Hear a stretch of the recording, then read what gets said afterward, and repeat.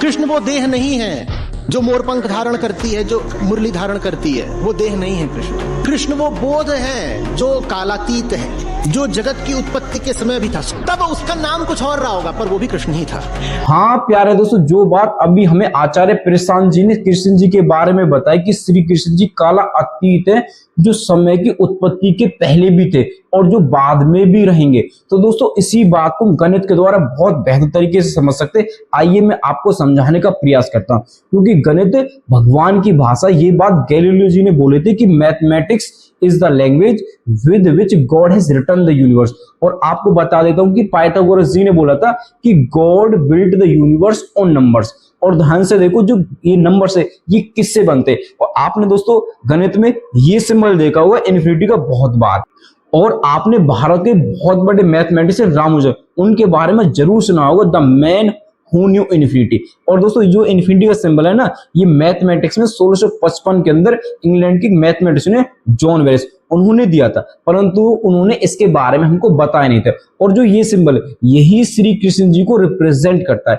क्यों? क्योंकि दोस्तों ये जो इन्फिनिटी है ये केवल कुछ नहीं है, 90 डिग्री रोटेट करने पे दोस्तों ये क्या केवल 8 है। और आपको शायद याद होगा कि श्री कृष्ण जी का जन्म हुआ था तो माता देवकी के 8वें पुत्र के रूप में हुआ था भविष्यवाणी के अनुसार। और आप देख रहे हैं कि इस 8 से ही सारे नंबर बनते हैं, 0 1 2 3 4 5 6 7 8 एंड 9। आप समझ गए होंगे कि इन नंबर्स को क्रिएट कौन करता है, ये 8 करता है, यानी कि भगवान श्री कृष्ण यानी अनंत से ये नंबर क्रिएट होते हैं। और श्री कृष्ण दोस्तों इस यूनिवर्स के चारों दिशाओं में सोए हुए हैं, पूर्व से पश्चिम, उत्तर से दक्षिण, चारों दिशाओं में इस इन्फिनिटी का अस्तित्व है। आप शायद समझ गए हो दोस्तों ये इन्फिनिटी का सिंबल यही क्यों था। समझे कि नहीं समझे? तो ध्यान से समझो।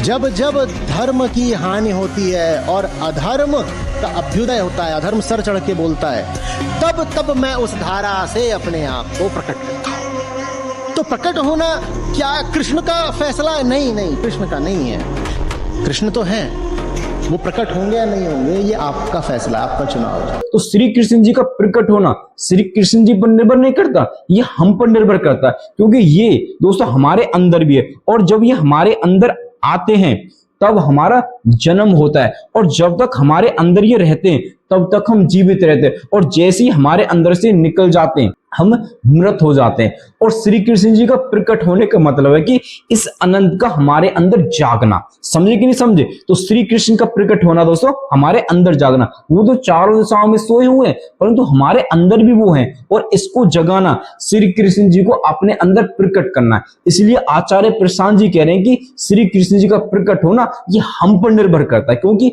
वो हमारे अंदर भी है। समझे कि नहीं समझे दोस्तों? उम्मीद कर रहा हूं कि ये सारी बातें आप कनेक्ट कर पा रहे हो और अपने जीवन में भी इनको समझ पाएंगे।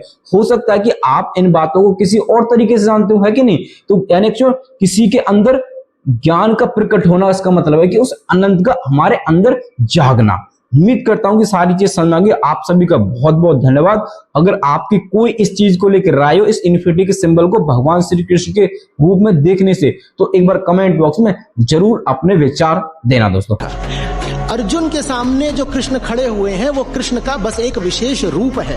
वो रूप तो चला जाएगा, जैसे अर्जुन की देह मरनी है वैसे ही कृष्ण की वो विशेष देह भी मरेगी, मरी थी ना।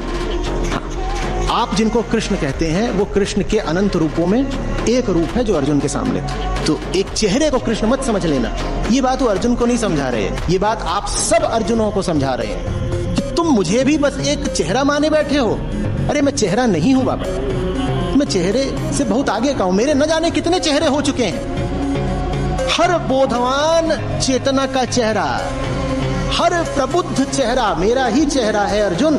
हर वो व्यक्ति कृष्ण है जो बोध में जी रहा है। जब जब धर्म की हानि होती है और अधर्म का अभ्युदय होता है, अधर्म सर चढ़ के बोलता है, तब तब मैं उस धारा से अपने आप को प्रकट करता हूं। तो प्रकट होना क्या कृष्ण का फैसला है? नहीं नहीं, कृष्ण का नहीं है।